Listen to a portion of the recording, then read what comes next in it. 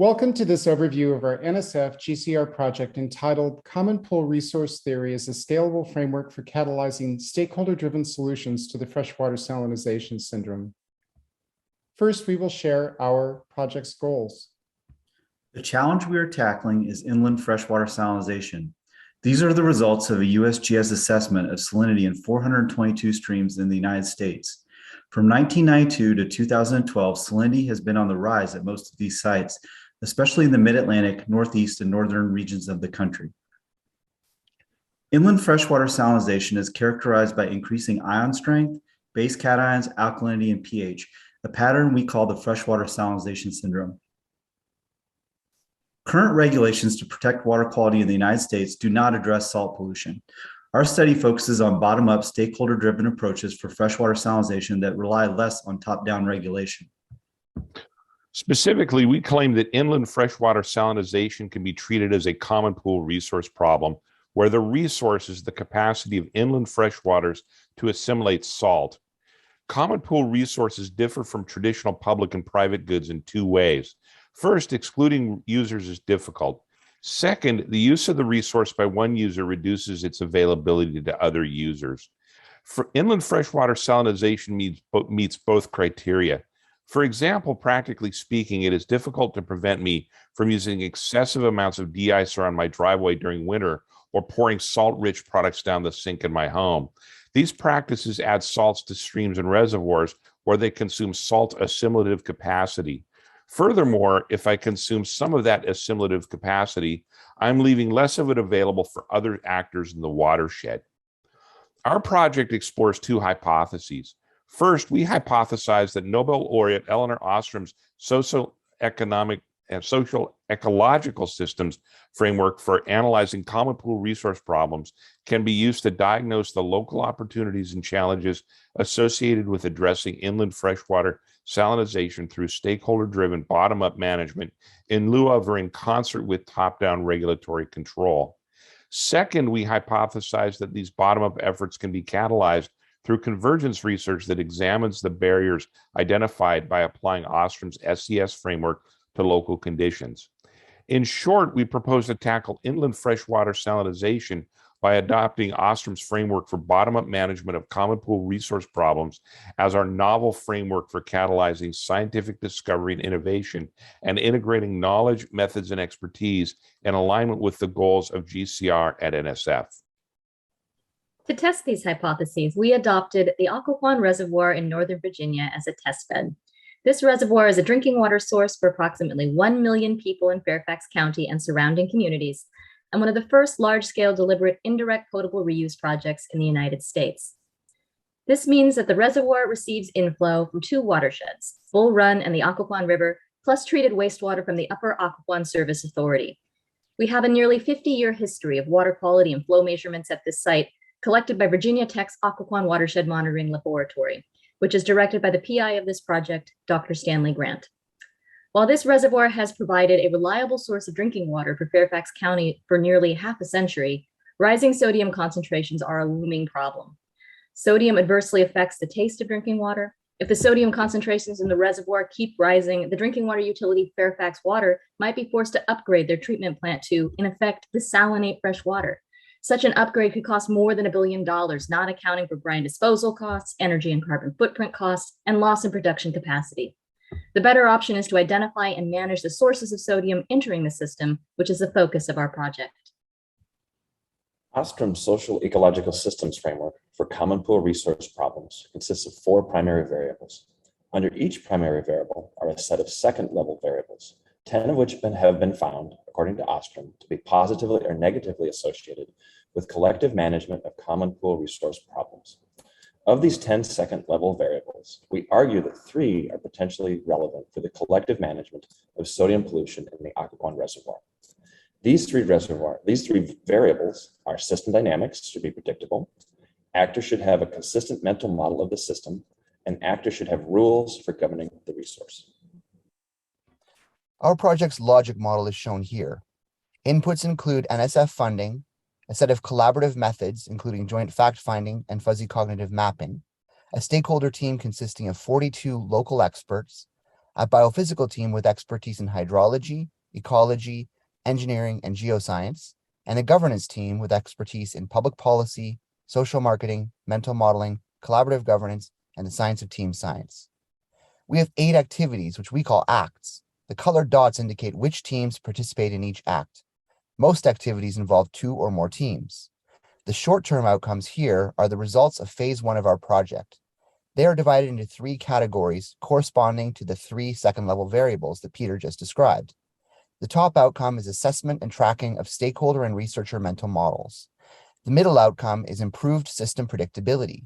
And the bottom outcome is the formulation of possible solutions and collective action arrangements to manage salinization. Importantly, the research agenda and research findings were co-produced with the stakeholder team using joint fact-finding methodologies. This is one of the boundary objects for our project, which we fondly call the squid of convergence.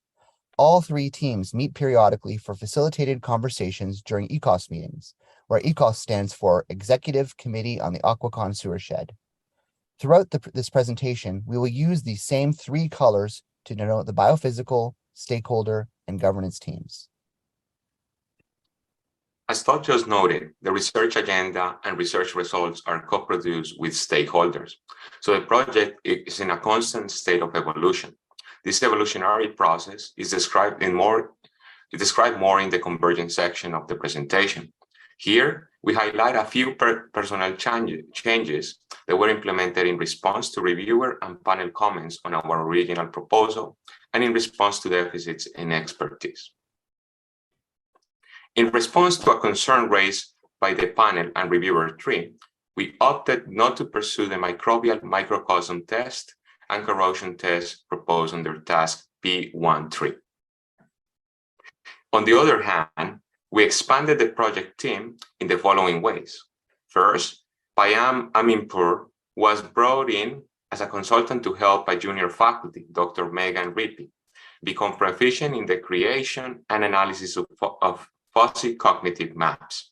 Second, Professor Emily Birkland was added as a senior personnel to help bridge the biophysical and governance groups and to provide expertise in agent-based modeling. And third, Professor Shalini Mishra was added as a senior personnel to help with the science dimensions of the project. This slide summarizes how the research tasks described in the original proposal map to the 8 activities conducted in phase 1. Next, we will walk through the project's research accomplishments as narrated by graduate students and postdocs. Our field site, the Occoquan Reservoir, receives salt from 3 primary sources. 1, the Occoquan River watershed, 2, the Bull Run watershed, and 3, treated wastewater, which enters Bull Run upstream of the Occoquan Reservoir. In phase 1 of the project, our focus is on sodium added to the reservoir from treated wastewater.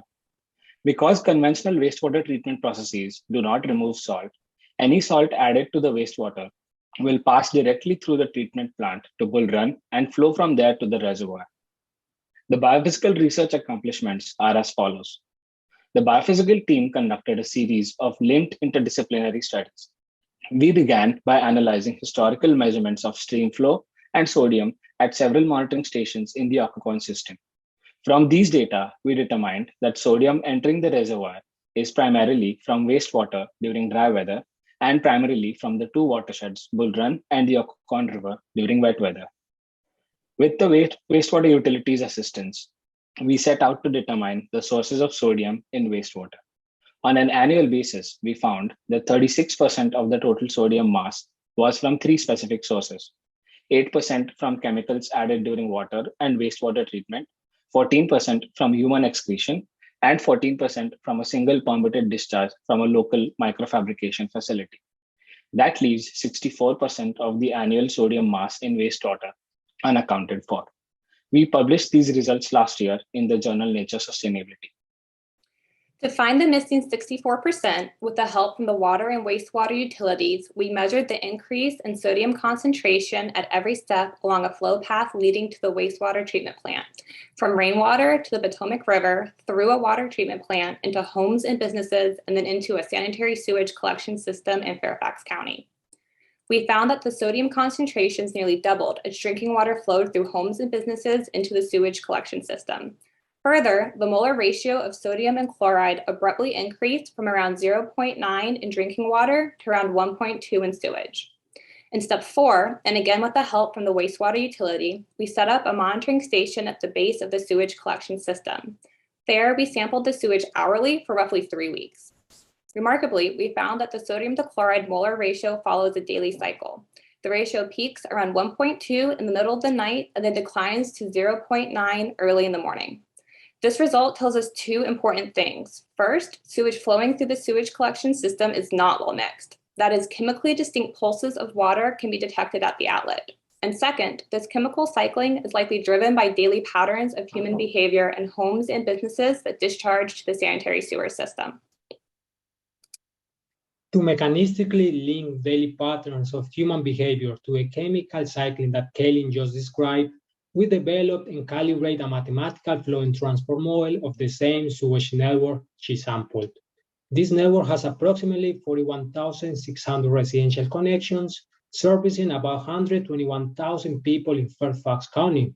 Our model combines an explicit representation of the pipe network with census data and transportation area zone estimates of population.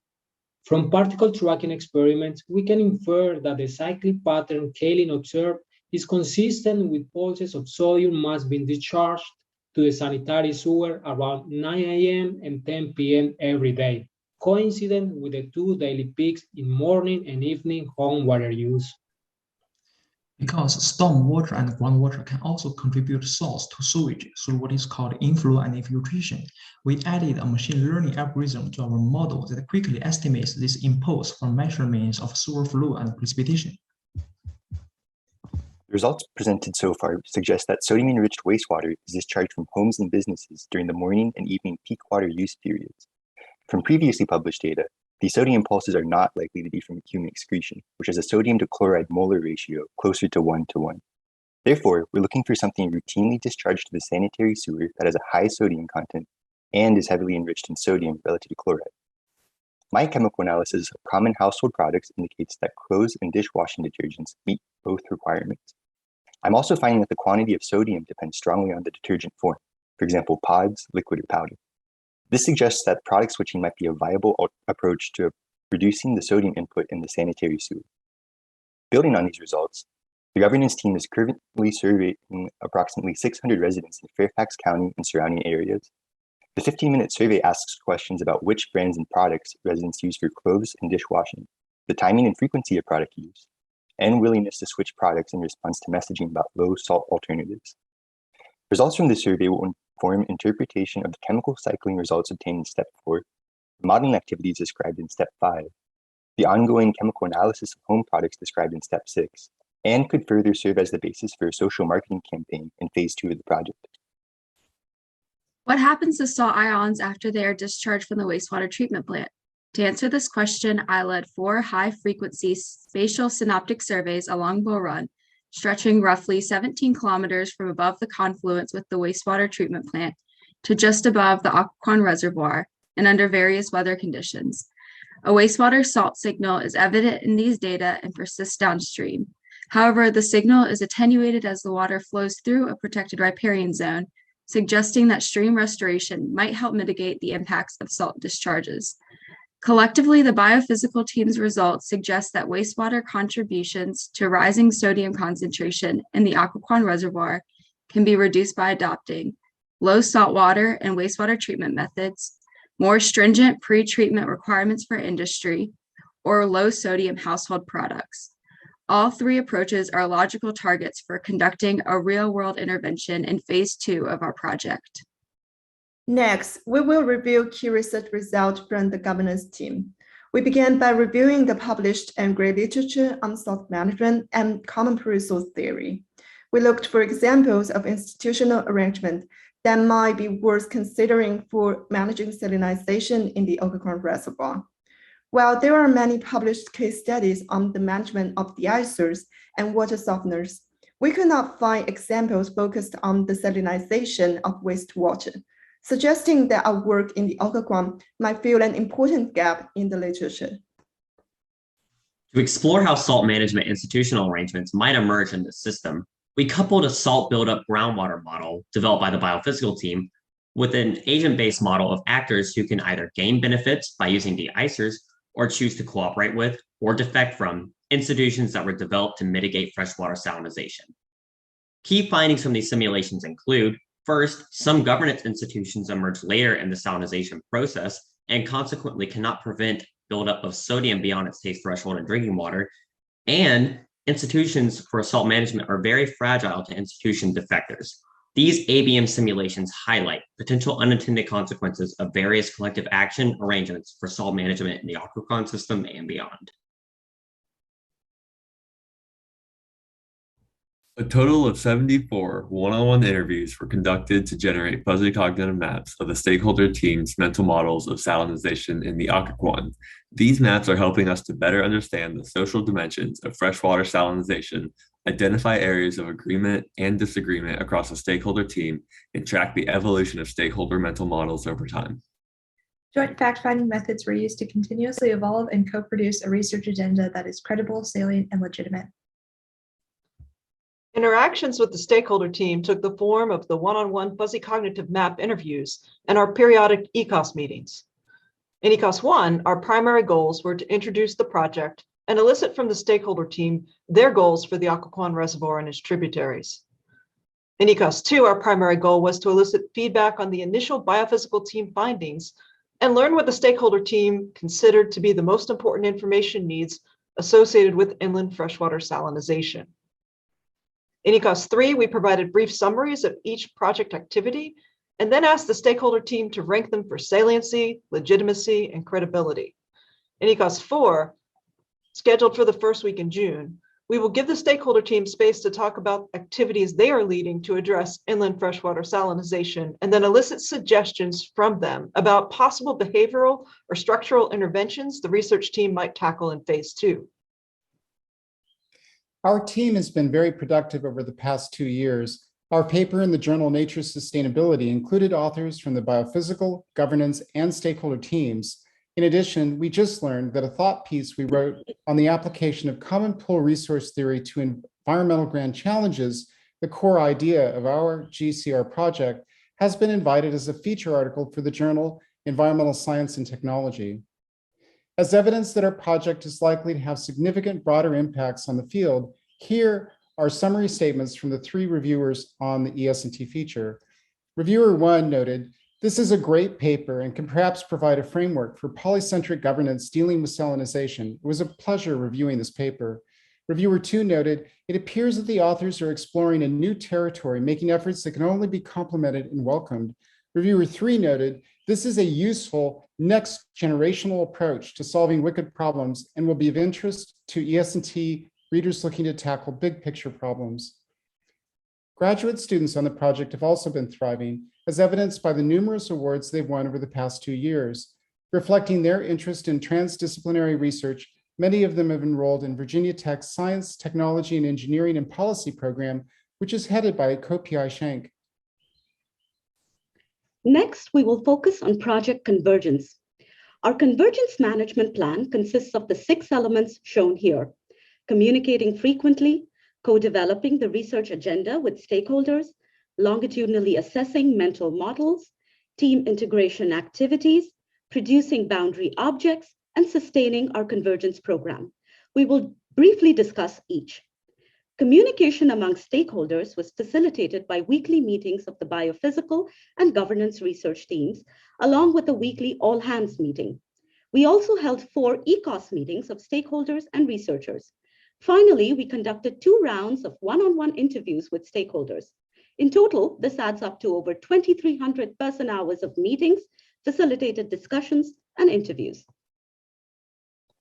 Our plan for co-developing the research agenda draws inspiration from boundary organization theory and specifically from Cash and colleagues finding that the most successful sustainability-focused boundary work is perceived by stakeholders to be credible, salient, and legitimate.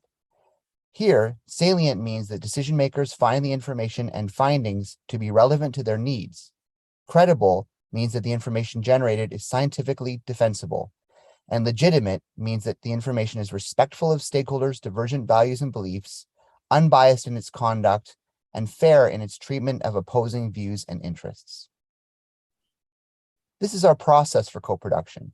We started by eliciting from stakeholders their goals for the AquaCon, actions that could be taken to achieve those goals, and information needs that would help to support action. This elicitation process occurred during both facilitated ECOS discussions and one-on-one interviews with stakeholders. At a subsequent all-hands meeting, the research team reflected on how the research agenda might be modified to account for stakeholder interests, given the capacities and research interests of individual researchers on the biophysical and governance teams.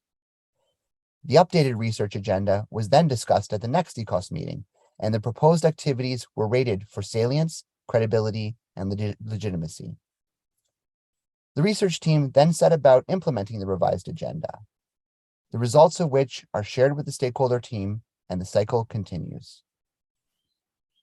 A few tangible examples of how the research was influenced by this process are presented here.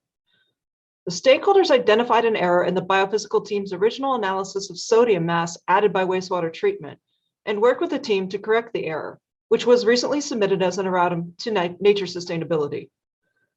The stakeholder team articulated a vision for what improving system predictability might look like for managing freshwater salinization in support of our Phase 2 research plan.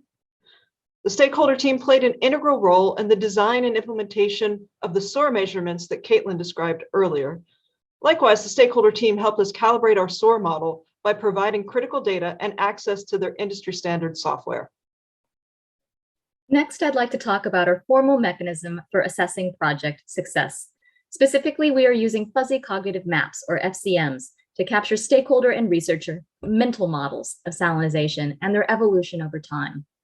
FCMs are graphical representations of a system, including key concepts, the positive or negative relationships between them, and the degree of influence one concept has on another. To create these mental models, we conduct one-on-one interviews with stakeholders in which they select a set of concepts for potential sources of salt, social and ecological consequences of salinization, and possible actions that could be taken to address the problem. We then ask participants to link their concepts together using mental modeler software, as in this figure, where black arrows represent positive relationships and the red arrows represent negative relationships. We can learn a lot from these FCMs. First, we can identify consistent patterns of agreement and disagreement, as in this image, where all 35 stakeholder FCMs from the first round of interviews have been statistically classified into 4 distinct structures. Such information can serve as a starting point for discussion, for example, during ECOS meetings, to enhance shared understanding of the social ecological system for freshwater salinization. We can also compute measures of divergence and sophistication across collection of mental models, and then track how these metrics evolve with time. Based on the first 2 rounds of interviews, we have early evidence that stakeholder FCMs are becoming more similar with time and more sophisticated. For example, the inclusion of feedback loops is becoming more prevalent. We are currently unpacking these results with an eye towards testing the hypothesis that FCMs can be used to measure project convergence. Team integration is another important component of our convergent management plan.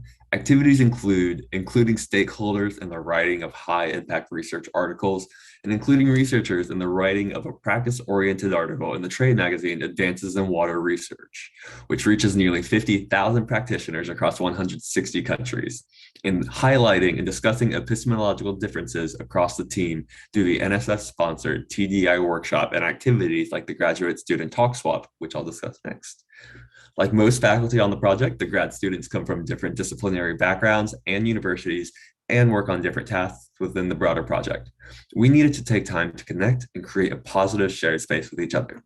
We needed to learn more about the fundamentals of each other's fields and how those fields are connected as part of the larger GCR project. To do this, we developed an integration activity where each of us prepared a short presentation on our work that was then presented by another student from a different discipline with minimal preparation time. The idea was to encourage us to conceptualize and describe our research in a way that can be understood and used by researchers in multiple disciplines. To measure the effectiveness of these talk swaps, we each created FCMs of our individual understanding of how different components of the project are connected and their influence on shared understanding of freshwater salinization, both before and after the activity. Initially, we perceived our own integration activity as being the most important for project integration. However, by the end of the presentation swap, we perceived joint fact-finding to create a shared research agenda as being most important for project integration. The production of boundary objects is another key aspect of our convergence management plan. Boundary objects have taken the form of visual representations, as in the SQUIDA convergence, white papers on key findings, FCMs, and mathematical models. We are also working on to sustain our convergence project and expand our community of academics and practitioners, for example, by preparing center scale proposals for NSF's Engineering Research Center and Science and Technology Center programs. In addition, we are collaborating with a local council of government agency to support regional plans for addressing freshwater salinization, and we are working with the Water Research Foundation to engage in an international audience around this issue. In phase 2 of this research, we will implement a systematic approach for understanding and assessing convergence processes and outcomes. Key goals include assessing changes in individuals' dispositions to convergence research, including individuals' cognitive flexibility and transdisciplinary orientation. Evaluating the effectiveness of various engagement processes, including the boundary objects, fuzzy cognitive mapping processes, and research co-development. Experimenting with novel approaches to facilitate convergence that focus on reflective learning and metacognitive processes.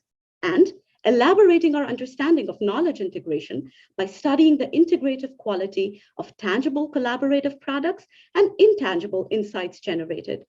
A variety of methods will be used, including one-on-one interviews, analysis of communicative processes, and assessing changes in team members' transdisciplinary orientation over time. In this last section, we describe our research plans for phase 2. The first 3 activities will continue directly into phase 2. In phase 2, the research focus will shift towards the design, implementation, and monitoring of several real-world behavioral and structural interventions to reduce sodium input to the Occoquan reservoir. These interventions will build on the phase 1 research results and serve as an organizing framework for phase 2 research tasks described in the original proposal. Interventions will be co-developed with our stakeholder team as described next. This image, which was co-produced with stakeholders, illustrates how salts are added all along the flow path through urban water and wastewater systems. The green boxes are potential interventions we could potentially trial to reduce the contribution of wastewater to freshwater salinization. Although not shown here, our project stakeholder team have independently identified through the Northern Virginia Salt Management Strategy process behavioral and structural interventions in the watershed that might reduce the impact of deicers on freshwater salinity. We will discuss and rank these various interventions during the upcoming ECOS 4 with the goal of identifying 1 or 2 to carry out during phase 2. We believe these interventions constitute deep convergence because they will serve as a focal point around which the entire project team can rally, contribute to improving system predictability, improve our shared understanding of the SES, and hopefully inspire ongoing stakeholder-driven efforts to reduce salinization of this critical water supply. That concludes our presentation to the NSF Growing Convergence Research Program. Thank you.